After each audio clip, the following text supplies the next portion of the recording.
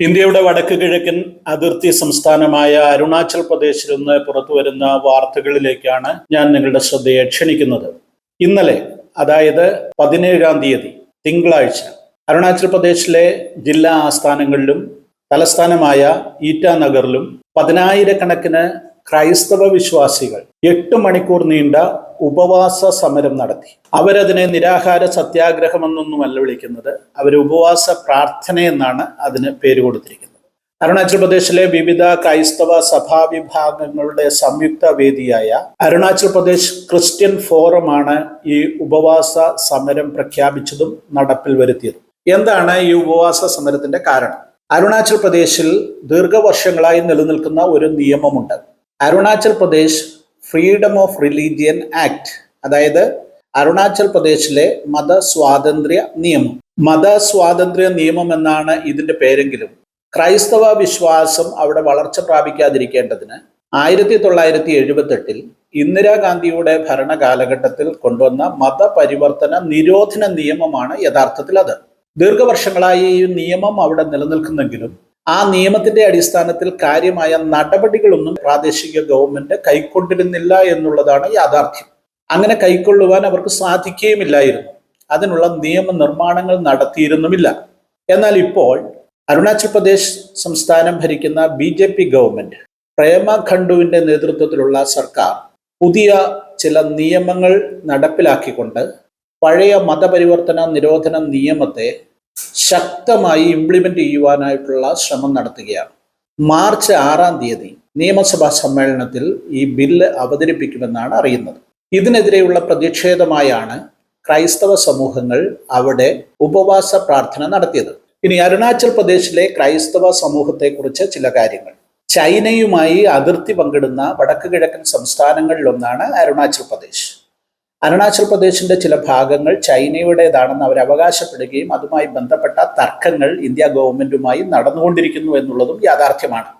വടക്ക് കിഴക്കൻ സംസ്ഥാനങ്ങളിൽ അധികാരം പിടിച്ചെടുക്കുവാൻ BJP നടത്തിയ പരിശ്രമങ്ങളിലൂടെ ഏറ്റവും വിജയപ്രദമായ നിലയിൽ BJP അധികാരത്തിലിരിക്കുന്ന സംസ്ഥാനങ്ങളിലൊന്നാണ് അരുണാചൽ പ്രദേശ്.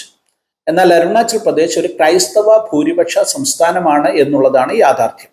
ജനസംഖ്യ കണക്കുകൾ അനുസരിച്ച് 30% ക്രൈസ്തവർ അരുണാചൽ പ്രദേശിലുണ്ട്. ഇത് 2011 കണക്കുകളാണ്. അതിനുശേഷം സെൻസസ് നടന്നിട്ടില്ലാത്തതിനാൽ കൃത്യമായ വിവരങ്ങൾ ലഭ്യമല്ല.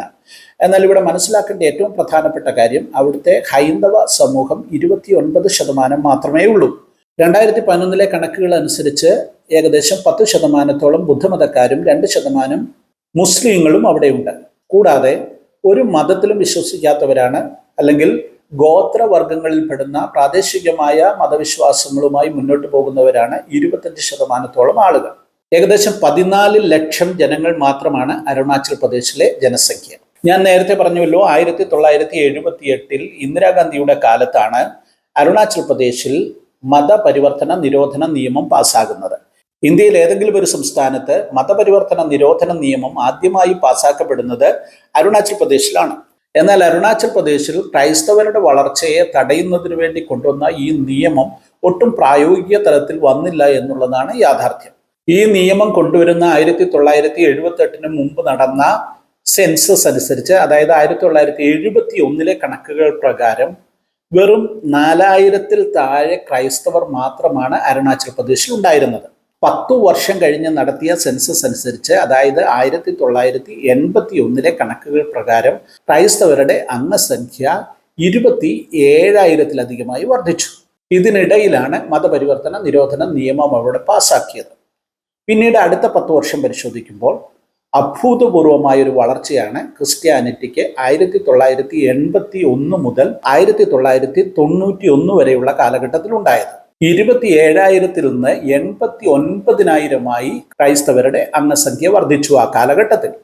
അതിനെ തുടർന്ന് 1991 മുതൽ 2001 വരെയുള്ള കാലഘട്ടം, ആ 10 വർഷത്തെ കണക്കുകൾ അനുസരിച്ച് ക്രൈസ്തവ ജനസംഖ്യ ഇരട്ടിയിലധികമായി വർദ്ധിച്ചു. അതായത് 2 ലക്ഷത്തിലധികമായി ജനസംഖ്യ വർദ്ധിക്കുന്ന കാഴ്ചയാണ് പിന്നീട് നമ്മൾ കാണുന്നത്.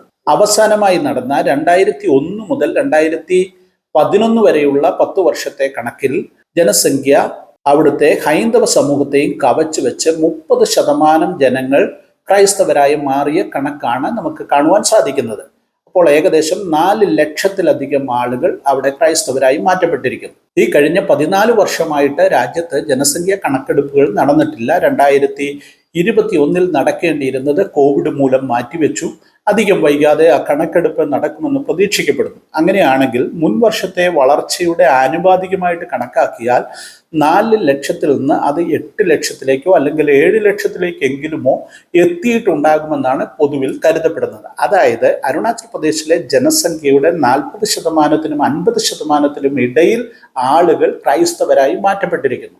ഈ സാഹചര്യത്തിലാണ് BJPയും ഹൈന്ദവ സംഘടനകളും അതിശക്തമായി അരുണാചൽ പ്രദേശിലെ ക്രൈസ്തവ വളർച്ചയെ തടഞ്ഞു നിർത്തുവാനുള്ള പദ്ധതികളുമായി മുന്നോട്ട് വന്നിരിക്കുന്നത്. ഇപ്പോൾ മുഖ്യമന്ത്രിയായി ഭരണം നടത്തിക്കൊണ്ടിരിക്കുന്ന BJPയുടെ മുഖ്യമന്ത്രി പ്രേമ ഖണ്ഡു 2018 ഒരു വാഗ്ദാനത്തിലൂടെ ക്രൈസ്തവരോട് പറഞ്ഞു, ഒരു കാരണവശാലും ഈ നിയമം നടപ്പിലാക്കുകയില്ല, ആ നിയമം പിൻവലിക്കുവാനുള്ള ബില്ല് നിയമസഭയിൽ അവതരിപ്പിക്കുമെന്നും അദ്ദേഹം പറഞ്ഞിരുന്നു. മുഖ്യമന്ത്രിയുടെ ഈ വാഗ്ദാനം നിലനിൽക്കെ തന്നെയാണ് RSS തുടങ്ങിയ ഹൈന്ദവ സംഘടനകളുടെ ശക്തമായ സമ്മർദ്ദത്തെ തുടർന്ന് അദ്ദേഹം തൻ്റെ നിലപാടിൽ നിന്ന് പുറകോട്ട് പോകുകയും 1978 പാസാക്കിയിരിക്കുന്ന ആ നിയമത്തിനെ സപ്പോർട്ട് ചെയ്യുവാനുള്ള അനുബന്ധ നിയമങ്ങൾ നിയമസഭാ സമ്മേളന കാലത്ത് പാസാക്കുവാനായിട്ടുള്ള ശ്രമങ്ങൾ നടത്തിക്കൊണ്ടിരിക്കുന്നത്. അതിനെതിരെയാണ് അരുണാചൽ പ്രദേശിലെ ക്രൈസ്തവ സംഘടനകൾ ഒന്നിച്ച് ഉപവാസ പ്രാർത്ഥനയുമായി മുന്നോട്ട് വന്നിരിക്കുന്നത്. അവർ ശക്തമായി മുന്നറിയിപ്പ് നൽകുന്നു, ഇവിടെ മതപരിവർത്തന നിരോധന നിയമം പാസാക്കുവാൻ ഗവൺമെന്റ് ശ്രമിച്ചാൽ ഞങ്ങൾ അതിനെതിരെ ശക്തമായി നിലപാടെടുക്കും. മാത്രവുമല്ല, 6-ാം തീയതി, അതായത് മാർച്ച് 6-ാം തീയതി നിയമസഭാ സമ്മേളനം നടക്കുമ്പോൾ ആ നിയമസഭാ കോംപ്ലക്സ് വളയുവാനും പ്രാർത്ഥന നടത്തുവാനും ഉള്ള ശ്രമങ്ങളുമായി അവർ മുന്നോട്ട് പോവുകയാണ്. അരുണാചൽ പ്രദേശിൽ എന്താണ് സംഭവിക്കുന്നതെന്ന് കാത്തിരുന്ന് കാണേണ്ടിയിരിക്കുന്നു. എന്നാൽ ഒരു കാര്യം വ്യക്തമാണ്, അരുണാചൽ പ്രദേശിൽ മതപരിവർത്തന നിരോധന നിയമം 1978 പാസാക്കിയെങ്കിലും ക്രൈസ്തവരുടെ വളർച്ചയെ അത് തടഞ്ഞു നിർത്തുവാൻ സാധിച്ചില്ല. 70-80 കാലഘട്ടങ്ങളിൽ അതിശക്തമായ ക്രൈസ്തവ പീഡനങ്ങൾ അരുണാചൽ പ്രദേശിൽ ഉണ്ടായിട്ടുണ്ട്. 100 കണക്കിന് പള്ളികൾ കത്തിക്കുകയും ജനങ്ങളുടെ വീടുകൾ കൊള്ളയടിക്കുകയും നിരവധി പേർ കൊല്ലപ്പെടുകയും ഒക്കെ ചെയ്ത സംഭവങ്ങൾ അവിടെ ഉണ്ടായി. അതിന്റെ പശ്ചാത്തലത്തിലാണ് 1978 മതപരിവർത്തന നിരോധന നിയമം പാസാക്കുന്നത്.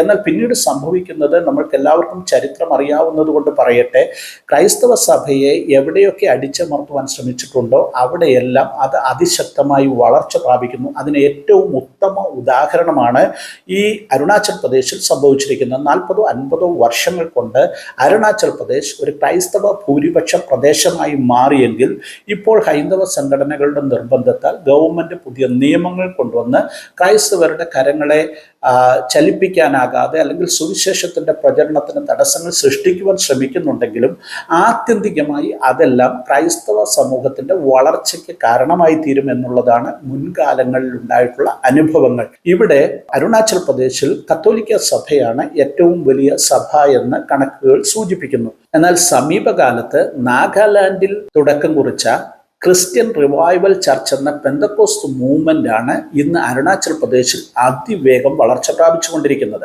2021 ഞാനും എൻ്റെ ചില സുഹൃത്തുക്കളും കൂടെ അരുണാചൽ പ്രദേശ് സന്ദർശിക്കുകയും ഇറ്റാനഗറിലുള്ള ഈ റിവൈവൽ ക്രിസ്ത്യൻ ചർച്ചുകളിൽ അവരുടെ ആരാധനകളിൽ പങ്കെടുക്കുകയും ചെയ്തു. അഭൂതപൂർവമായൊരു വളർച്ചയാണ് ഈ റിവൈവൽ ക്രിസ്ത്യൻ ചർച്ചിന് അവിടെ ഉണ്ടായിരിക്കുന്നത്. മാത്രവുമല്ല, ഇത് കൂടാതെ തന്നെ ധാരാളം പെന്തക്കോസ്റ്റ് മൂവ്മെന്റുകൾ അരുണാചൽ പ്രദേശിലുണ്ട്.